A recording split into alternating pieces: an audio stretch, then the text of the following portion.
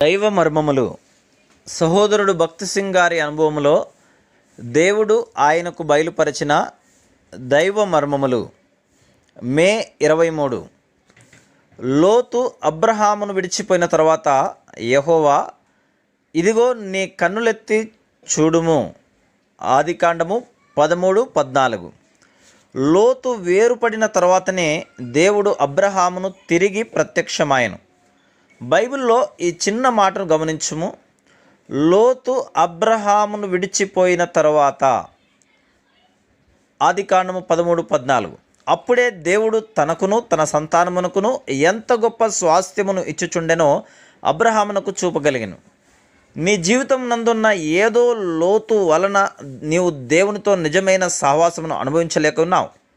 అబ్రహాము లోతు నుండి వేరైనప్పుడే దేవుడు తిరిగి అతనికి వాస్తవమైన వాడుగా కాగలిగాను. మనుష్యుడు మనుష్యునితో మాట్లాడిన రీతిని దేవునితో మాట్లాడగలిగాను.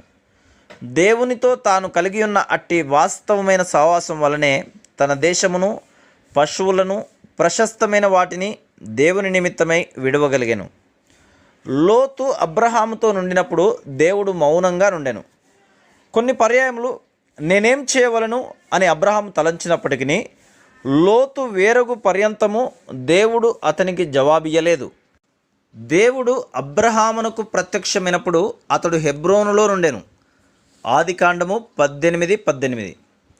హెబ్రోను అనగా మొదటిగా సహవాసమని అర్థం.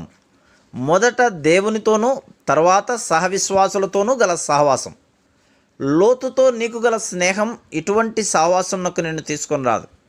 లోక సంబంధమైన నీ స్నేహం, బంధువులను నీవు వదులుకొనవలను. అప్పుడు దేవుడు తనతో స్నేహమును నిత్యత్వమునకు గాను నీకు ఇవ్వగలడు. రెండవదిగా హెబ్రోను అనగా విశ్వాసం.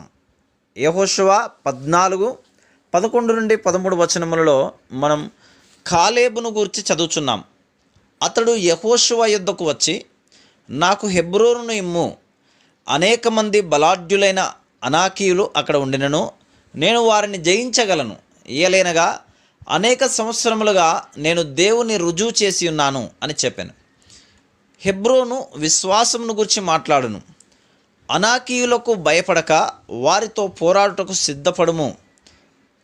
సజీవమైన విశ్వాసం ద్వారా బలమైన ప్రతి అడ్డును, ఆటంకమును నీవు జయించగలవు. Praise the lord.